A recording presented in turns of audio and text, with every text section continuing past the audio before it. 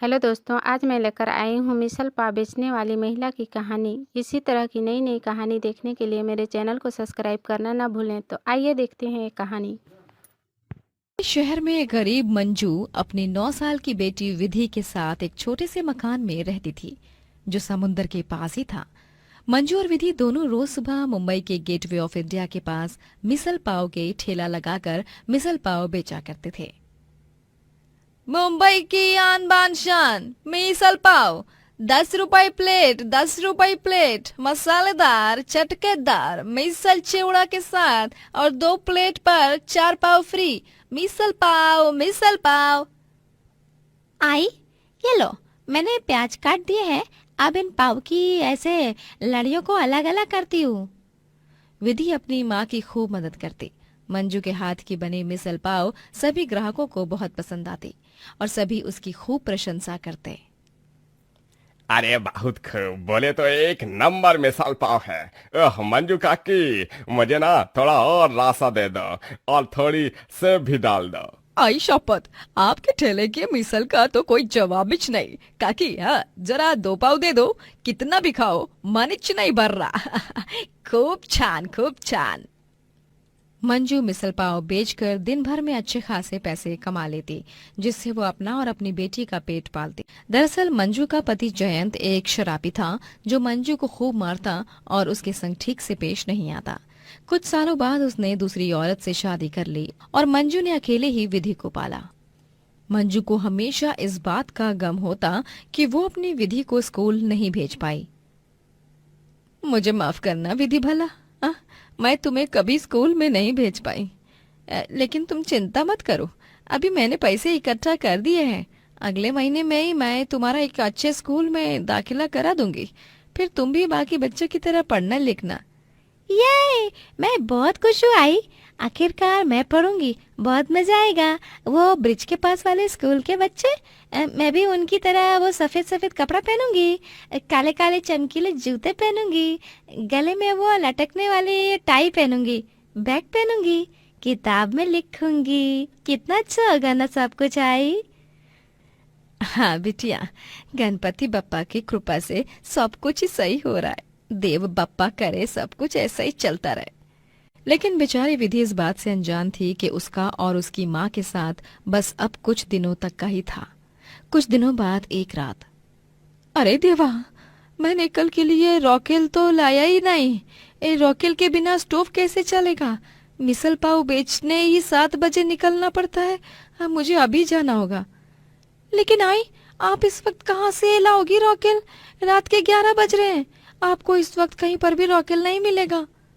नहीं विधि, वो चांदनी होटल के पास वाले मार्केट में सुधा वाहिनी बैठी है रात के 11:30 बजे तक रॉकेल बेचने। मैं उन्हीं से लाऊंगी। तू तू यहीं पर रहना, दरवाजा बंद करके जा रही हूँ। हाँ? ध्यान रखना। हाँ बाला। लेकिन आई, मत जाओ ना। बाला, कल क्या करेंगे फिर? तुझे तो पता है ना, सुबह सुबह गेटवे पर कितने लोग आते हैं मिसल पाव खाने। हाँ, मुझे जाने दे बेटा, मत रोक, वरना कल वांदे हो जाएंगे अपने। ठीक है आई, संभल कर जाओ। मंजू विधि के गले लगती है और घर से बाहर निकलती है। वो रात के समय सड़क से गुजर रही होती है। आज इस सड़क पर एक गाड़ी भी नहीं है। चलो अच्छा है, बस बप्पा करे वो सुधा वाहिनी वहीं पर हो ताकि मैं रॉकेल ले सकूं। मंजू जा ही रही होती है कि उसे अंधेरे में तेजी से एक ट्रक आती है और मंजू को ठोक कर निकल जाती है। मंजू उस सड़क पर खून से लथपथ होकर पड़ी रहती है। 11 से 1 बज जाते हैं, लेकिन अब तक मंजू ना आने पर विधि का जी बहुत घबराने लगता है। हे गनु बप्पा, आई अभी तक नहीं आई। पता नहीं इतनी देर कैसे लग गई है उन्हें। 2 घंटे हो गए अब तो। मुझे ही जाकर देखना होगा। लेकिन आई ने तो दरवाजा बाहर से बंद किया है। एक काम करती हूँ, खिड़की से बाहर जाती हूँ। विधि खिड़की से बाहर निकलती है और उसी रास्ते से होकर जाने लगती है जहाँ से मंजू गई होती है। लेकिन जब वो अपनी माँ को खून से लथपथ सड़क पर देखती है, तभी उसकी जान निकल जाती है। आई! आई! ये आपको क्या हो गया? आई! आई! उठो ना आई! आई! कोई है?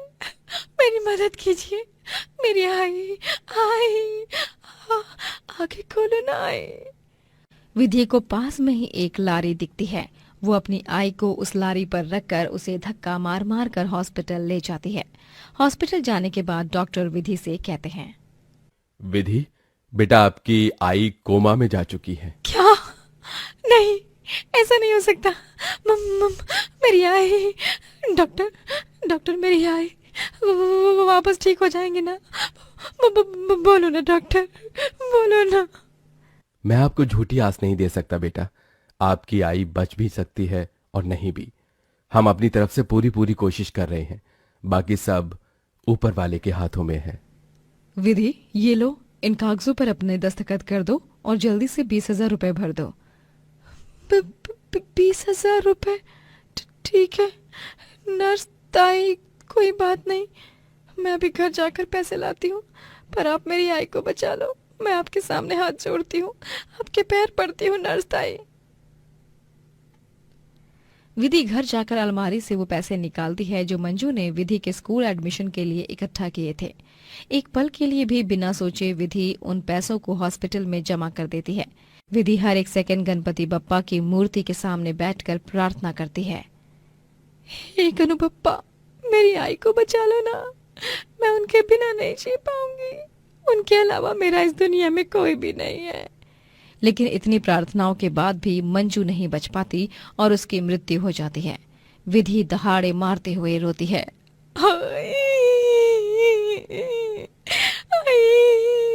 मत जाओ मुझे छोड़कर आई, आंखें खोलो ना आई, आपकी विधि अब इस दुनिया में कैसे रहेगी आई। विधि के लिए मंजू के बिना जीना अब बहुत कठिन हो चुका था, लेकिन फिर भी हिम्मत जुटाकर विधि अपनी आई की तरह मिसल पाव बेचने जाती है। वो अपने हाथों से मिसल पाव बनाती है और अब खुद ही अकेले अपना जीवन यापन करने लगती है। अरे विधि, तुम्हारे आई के साथ जो कुछ भी हुआ बहुत बुरा हुआ, लेकिन एक बात कहूं, तुम्हारे हाथों का बना मिसाल पाव बिल्कुल मंजू काकी की तरह ही है। हाँ विधि, तुम चिंता मत करो, यूं ही मेहनत करते जाओ, सब ठीक हो जाएगा। मंजू के चेहरे की मुस्कान तो मानो खो सी गई थी। वो दिन भर मिसल पाव बेचती और रात को जब वो घर लौटती तभी अपनी आई की तस्वीर को सीने से लगाकर वो फूट फूट कर रोती। एक दिन विधि के मिसल पाव ठेले पर आकर्ष और नीता नामक पति पत्नी आते हैं, जिन्हें विधि के हाथ की मिसल पाव बहुत पसंद आती है। घर जाने के बाद, आकर्ष, उस मिसल पाव वाली लड़की के बारे में मैंने 2 लोगों से सुना। वो उसकी माँ की मृत्यु हो गई है, बेचारी अकेली रहती है। आज उसे देखकर मुझे एक अलग सी फीलिंग महसूस हुई, एक अलग सा कनेक्शन। हाँ नीता, मुझे भी। क्यों ना हम ऑर्फनेज में जाने की जगह उसी सुंदर सी फूल सी मासूम गरीब मिसल पाव वाली बच्ची को गोद ले लें। हाँ आकर्ष, तुमने तो मेरे मुंह की बात ही छीन ली। मैं भी यही सोच रही थी। हम कल ही जाकर उसे अपने साथ ले आएंगे। हाँ। नीता और आकर्ष दोनों ने एक एक्सीडेंट में अपनी 6 साल की बेटी रानी को खो दिया था और उस एक्सीडेंट के कारण नीता बांझ हो गई, जिसके बाद वो बच्चा नहीं पैदा कर पाई। और अब नीता और आकर्ष दोनों विधि को गोद लेने का फैसला लेते हैं। अगले दिन जब वो दोनों विधि के ठेले के पास जाते हैं तभी देखते हैं कि कुछ गुंडे विधि को परेशान कर रहे हैं। अरे ज्यादा शानी मत बन, चल जल्दी से अपने सारे पैसे हमें दे दे, वरना बहुत बुरा होगा, कह दे रहा हूँ। अरे लगता है ये ऐसे नहीं मानेगी। दोनों गुंडे विधि को मारने जाते हैं कि तभी आकर्ष वहां पर आकर उन दोनों को पीटने लगता है और विधि घबराकर नीता के गले लग जाती है। दोनों विधि को बचा लेते हैं। कुछ देर बाद वहां पर पुलिस आती है और उन दोनों गुंडों को गिरफ्तार करके ले जाती है। इसके बाद आकर्ष और नीता विधि को गोद लेते हैं और विधि भी खुशी खुशी उनके साथ रहने के लिए तैयार हो जाती है। लेकिन वो अपनी आई को कभी नहीं भूलती और रोज उसकी तस्वीर लेकर ही सोती है। अमित और संजय दोनों भाई एक ही घर में अपने बीवी बच्चों और बूढ़ी माँ नीलिमा के साथ रहा करते। छोटा भाई अमित अपनी बीवी कविता और छोटे बेटे वंश के साथ रहता। वहीं बड़ा भाई संजय अपनी बीवी अनामिका और छोटे बेटे मोनू और छोटी बेटी चिंकी के साथ रहता।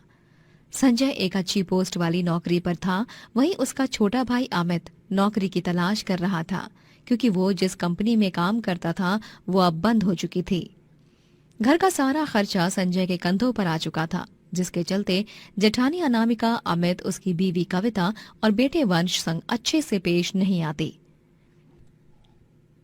ए वंश, तेरी हिम्मत कैसे हुई मेरे मोनू और चिंकी की टॉफी खाने की? कविता, तुम्हें अपने बेटे को संभालना नहीं आता क्या? लेकिन जेठानी जी। अरे तुम्हें पता भी है वो टॉफी कितने की है? अरे मेरे पति संजय उसे दुबई से लेकर आए हैं, दुबई से, और तुम्हारे इस बेवकूफ बेटे ने गटक लिया उन टॉफीज को, बेशरम कहीं का। चौली ताई जी, चौली। तभी वहां पर सास नीलिमा आती हैं। क्या हुआ अनामिका, क्यों इतना तिल मिला रही है? क्यों बेवजह अपने सर के कीड़े दौड़ा रही है? अरे बच्चा है, मन किया तो खा लिया होगा उसने। एक टॉफी ही तो है, भूख लगी होगी उसको। माँ जी, आपको नहीं पता, ये कविता और इसका पति अमित, ये दोनों मिलकर बस ड्रामे कर रहे हैं।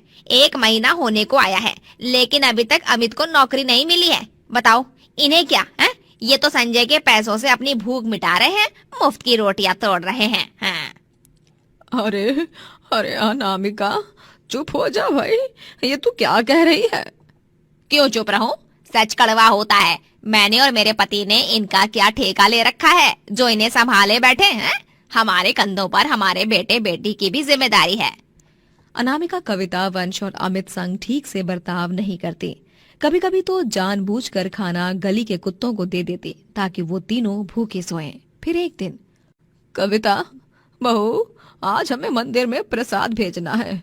आज मंगलवार है ना, तुम बहुत स्वादिष्ट मिठाइयाँ बनाती हो ना, तो फिर तुम 5 प्रकार की अलग अलग मिठाइयाँ बना देना बहू। शाम तक का समय है हमारे पास। ठीक है माँ जी। माँ जी, वो वंश और अमित जी को देसी घी के बने मोतीचूर के लड्डू भी बहुत पसंद है, वो भी बना दो, उन्हें बहुत खुशी होगी। हाँ हाँ बहू, बना दो, कोई हर्ज नहीं। तभी गुस्से से आग बबूला होकर क्रूर अनामिका वहां आकर बोलती है। कोई हर्ज नहीं मतलब है? माँ जी, मिठाइयाँ सिर्फ मंदिर के लिए बनेंगी। अमित और वंश के लिए मिश्री का एक दाना भी जाया नहीं होगा। पैसे क्या पेड़ पर उगते हैं? अरे तुम लोगों को कुछ लाजवाज है कि नहीं है? अमित ऐसे कब तक अपने बड़े भाई के पैसों पर जिएगा? रोज इंटरव्यूज को जाता है, फिर भी अभी तक नौकरी पक्की नहीं हुई। कमाल है। दरवाजे पर आया हुआ अमित ये सब सुन लेता है और वो गुस्से से अनामिका को बोलता है। बस भाभी बस, और कितना सुनाएंगे आप मेरी बीवी बच्चे को? शर्म तो आपको होनी चाहिए। अगर इतनी ही मिर्ची लग रही है ना, तो उठाओ अपना सामान और चलते बनो यहाँ से। देखिए संजू भैया, भाभी क्या बोल रही हैं? अरे सही तो कह रही हैं अनामिका, बस बहुत संभाल लिया मैंने तुझे, तेरी बीवी और तेरे बेटे को। अब तू अपनी बीवी बेटे को लेकर निकल जा इस घर से। अब हम तुम्हें और नहीं संभाल सकते। तुम लोगों के खाने पीने का खर्च भी नहीं उठा सकते। अगले महीने हमें विदेश घूमने भी जाना है। लेकिन संजू भैया। संजय और अनामिका अमित, कविता और वंश को घर से बाहर निकाल देते हैं। नीलिमा उन्हें रोकने की कोशिश करती है, लेकिन अनामिका और संजय उसे ही रोक लेते हैं। ये तुम दोनों ने क्या कर दिया संजू, अनामिका? अब वो तीनों कहाँ जाएंगे? अरे अमित के पास तो पैसे भी नहीं है, पता नहीं कैसे गुजारा करेंगे वो लोग अपना। ये तुम दोनों ने बहुत गलत किया, बहुत गलत। ठंड का मौसम था, बाहर बर्फबारी भी हो रही थी। इस मौसम में ठिठुरते हुए अमित, वंश और कविता सड़क के एक कोने में बैठ जाते हैं और अलाव जलाते हैं। पापा, बहुत भूख लगी है, सुबह से कुछ खाया नहीं है, कुछ खाने को ला दो ना पापा। वंश बेटा, मेरे पास तो पैसे नहीं है, मैं तुम्हारे खाने का बंदोबस्त कैसे करूं? वंश बेटा, वो दरअसल तुम चिंता मत करो बेटा, पापा अभी आए कुछ खाने को लेकर बेटा। हाँ। अमित देर रात को पूरे गांव की गलियों में घूमता है और किसी खाने की दुकान की तलाश करता है जहां से वो वंश के लिए कुछ उधार ले सके। लेकिन इतनी रात हो चुकी होती है कि गांव में कुछ भी खुला नहीं होता। तभी अमित को कूड़ेदान में खाने के फूड पैकेट्स दिखाई देते हैं।